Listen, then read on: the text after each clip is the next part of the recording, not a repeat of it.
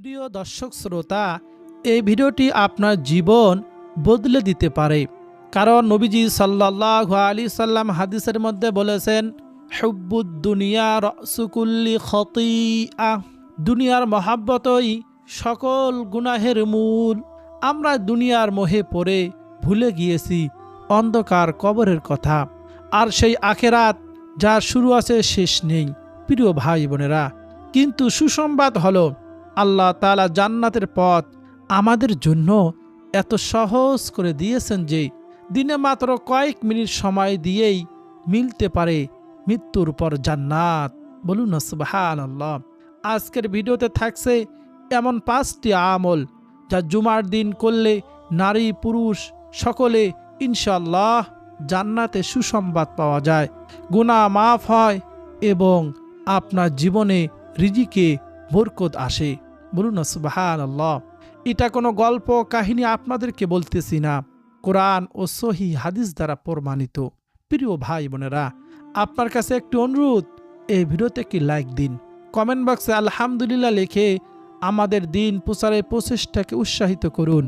আপনার সম্মতি ও কৃতজ্ঞতা প্রকাশ করুন, আর শিকুন নূর চ্যানেলটি সাবস্ক্রাইব করে রাখুন। চলুন দেরি না করে জেনে নেই সে 5টি আমল সম্পর্কে যা আমাদের জীবন বদলে দিতে পারে। প্রথম আমলটি হলো শুক্রবারে জুমার দিনে বেশি বেশি দরুদ শরীফ পাঠ করা। জুমার দিন সবচেয়ে গুরুত্বপূর্ণ আমল হলো নবীজি সাল্লাল্লাহু আলাইহি সাল্লাম প্রতি দরুদ শরীফ পাঠ করা।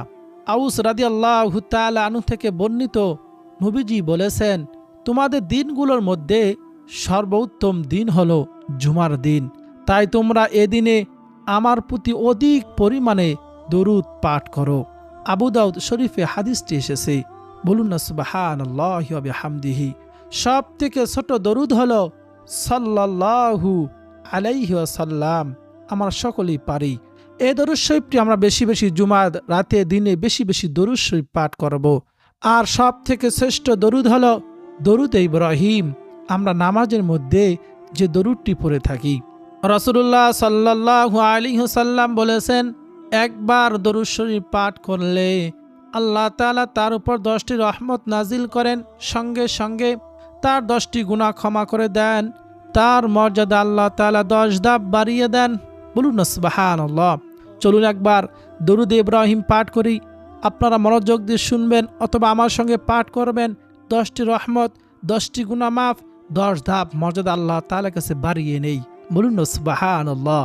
আল্লাহুম্মা সাল্লি আলা মুহাম্মাদিন ওয়া আলা আলি মুহাম্মাদ কামা সাল্লাইতা আলা ইব্রাহিম ওয়া আলা আলি ইব্রাহিম ইন্নাকা হামিদুম মাজিদ।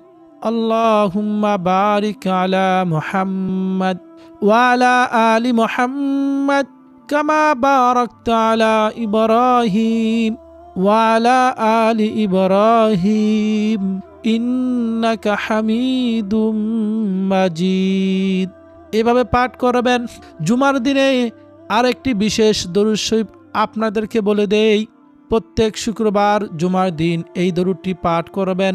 আপনাদেরকে কেমনে বুঝাবো এই দরুদের যে এত ফজিলত, এত বরকত, যে দরুদ শরীফ সম্পর্কে নবীজির একেবারে কাছের সাহাবী, নবীজির মহাব্বতের প্রিয় সাহাবী হযরত আবু হুরায়রা রাদিয়াল্লাহু তাআলা আনহু বলেন, ও দুনিয়ার মানুষ শোনো, কোন ব্যক্তি যদি শুক্রবার জুমার দিন আসরের নামাজের পর যে স্থানে বসে আসরের নামাজ আদায় করেছে, ওই স্থানে বসে যদি এই ছোট্ট দরুদটি মাত্র 80 বার পাঠ করে, আল্লাহ সুবহানাহু ওয়া তাআলা তার 80 বছরের গুনাহ মাফ করে দিবেন।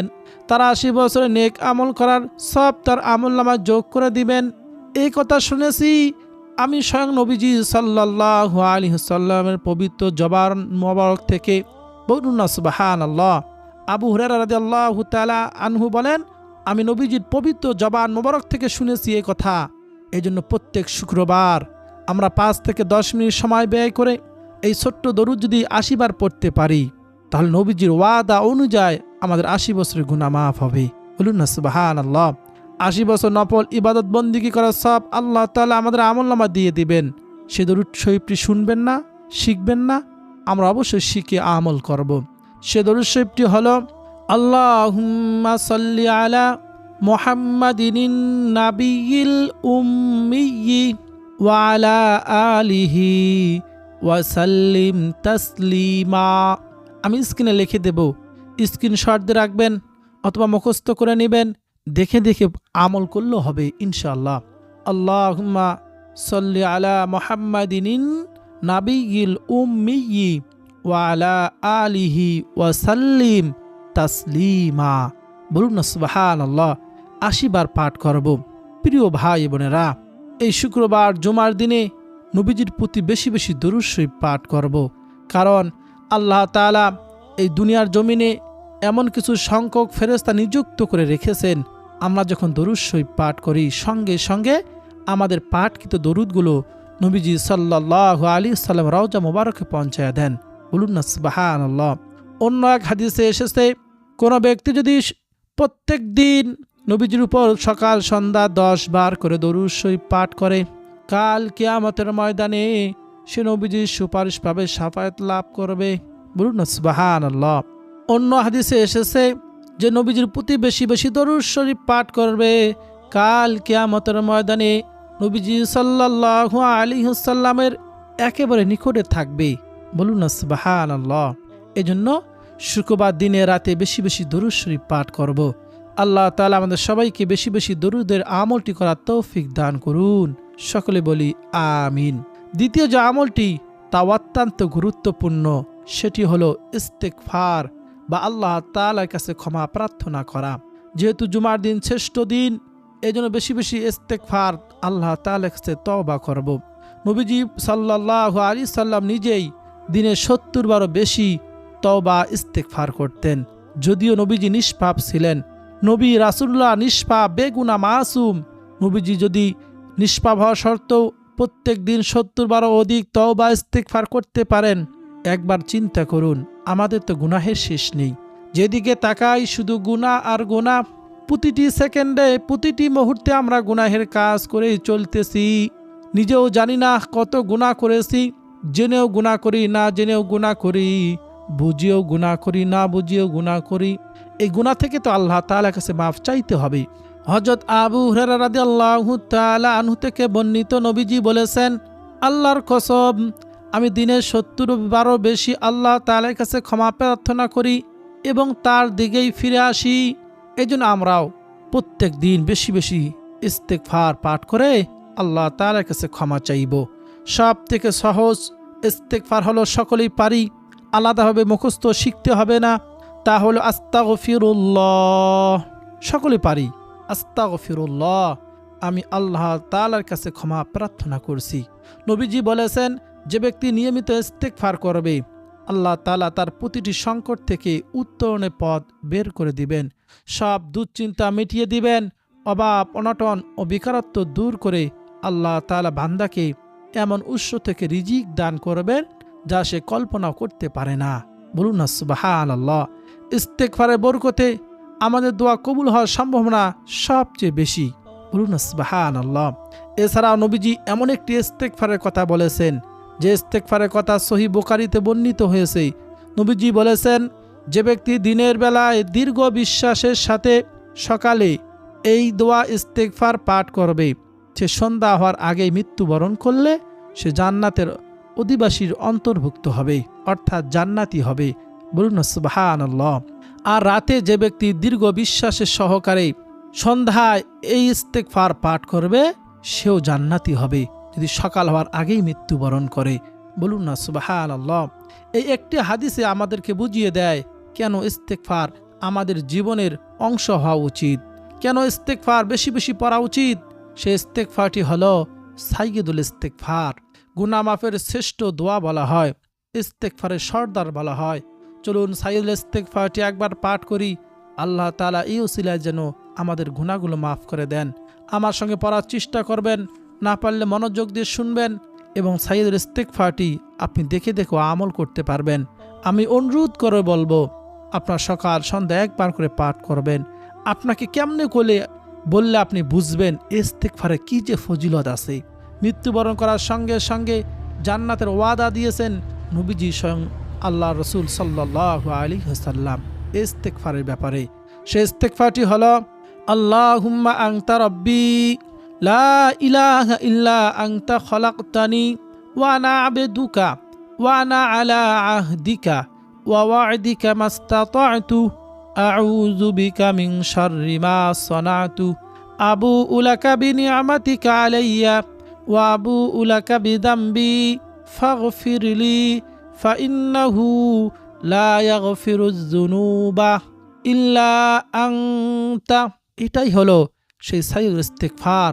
আমরা বেশি বেশি আমল করব, সকাল সন্ধ্যা একবার করে পাঠ করব, আর বেশি বেশি পাঠ করব আস্তাগফিরুল্লাহ আস্তাগফিরুল্লাহ। আল্লাহ তাআলা আমাদের সবাইকে প্রত্যেক দিন সকাল সন্ধ্যা সাইয়্যিদুল ইস্তিগফার একবার, সব থেকে ছোট ইস্তিগফার বেশি বেশি পড়ে আল্লাহ তাআলার কাছে গুনাহ থেকে ক্ষমা চাওয়ার তৌফিক দান করুন। সকলে বলি আমিন। তৃতীয় আমলটি হলো সব থেকে গুরুত্বপূর্ণ, তা হলো লা ইলাহা ইল্লাল্লাহ, সব থেকে শ্রেষ্ঠ জিকিরটি বেশি বেশি করা। এই লা ইলাহা ইল্লাল্লাহর অর্থ হলো আল্লাহ ছাড়া কোনো উপাস্য নেই। নবীজি বলেছেন সর্বোত্তম দোয়া হলো আরাফার দিনের দোয়া, এবং আমি ও আমার পূর্ববর্তী নবীগণ যা বলেছি তার মধ্যে সর্বোত্তম হলো লা ইলাহা ইল্লাল্লাহু ওয়াহদাহু লা শারীকা লাহ, এর সাথে সুবহানাল্লাহ ও আলহামদুলিল্লাহ পাঠ করা তাসবির অন্তর্ভুক্ত। সুবহানাল্লাহি ওয়ালহামদুলিল্লাহি ওয়ালা ইলাহা ইল্লাল্লাহু আল্লাহু আকবার। নবীজি বলেন এই চারটি বাক্য আমার কাছে সেই সমস্ত জিনিসের চেয়ে প্রিয় যার ওপর সূর্য উদিত হয়। সহিহ মুসলিম শরীফে হাদিসটি এসেছে। এই জিকিরগুলো জিহ্বা উচ্চারণে সহজ, কিন্তু মিজানে পাল্লায় অত্যন্ত ভারী। বলুন না সুবহানাল্লাহ। এই জন্য এই চারটি জিকির আল্লাহ তাআলার কাছে সবচেয়ে প্রিয়, নবীজির কাছে প্রিয়। এই চারটি জিকির বেশি বেশি করব সকাল সন্ধ্যায়, যে কোনো সময় করা যাবে। সকাল সন্ধ্যার কথা এই জন্য বললাম, ফজরের নামাজের পর আমরা কিছু আমল করব, এই আমলের পাশাপাশি কিছু সময় ব্যয় করে এই জিকিরগুলো করব। সন্ধ্যায় ঘুমানোর আগে এই জিকিরগুলো করব। সুবহানাল্লাহ আলহামদুলিল্লাহ ওয়ালা ইলাহা ইল্লাল্লাহু ওয়াল্লাহু আকবার, এভাবে জিকির করব। আল্লাহ তাআলাকে রাজি খুশি করার জন্য করব। এই লা ইলাহা ইল্লাল্লাহ জিকির যে বেশি বেশি করবে তার শেষ কথা হবে লা ইলাহা ইল্লাল্লাহ, আর যার শেষ কথা হবে লা ইলাহা ইল্লাল্লাহ সে জান্নাতে প্রবেশ করবে। বলুন না সুবহানাল্লাহ। সে মৃত্যুবরণ করার সঙ্গে সঙ্গে আল্লাহ তাআলা জান্নাতের মেহমান হয়ে যাবে। কার শেষ কথা হবে লা ইলাহা ইল্লাল্লাহ? যে বেশি বেশি এই জিকিরে অভ্যস্ত হবে। বলুন না সুবহানাল্লাহ।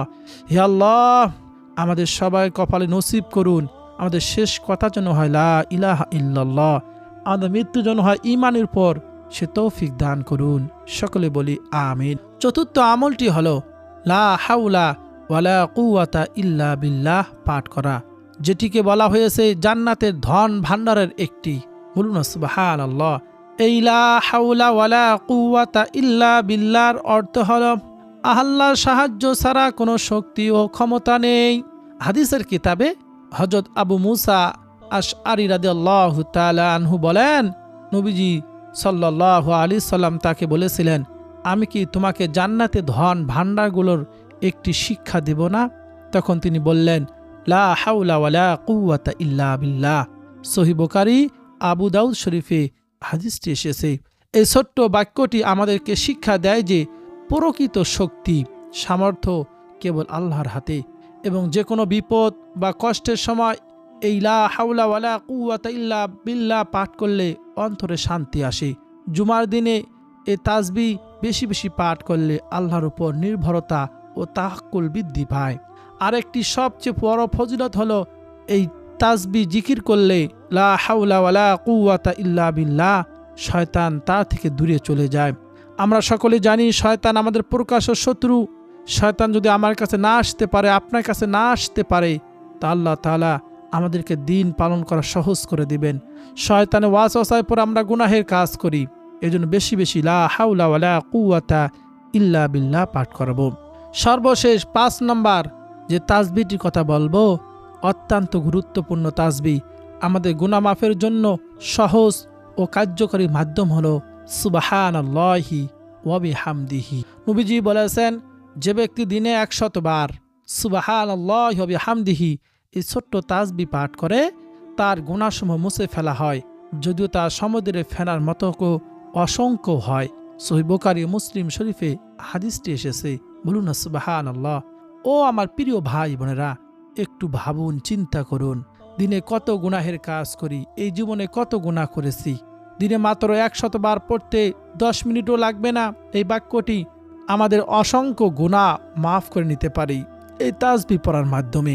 জুমার দিনে এই আমলটি করলে আল্লাহর কাছে বিশেষ মর্যাদা লাভের আশা করা যায়। প্রিয় ভাই বোনেরা, জুমার দিনে আমাদের অফিস আদালত কর্মজীবন সব কিছু বদ্ধ থাকে। এই জুমার দিন শ্রেষ্ঠ দিন, গরিবের হজের দিন।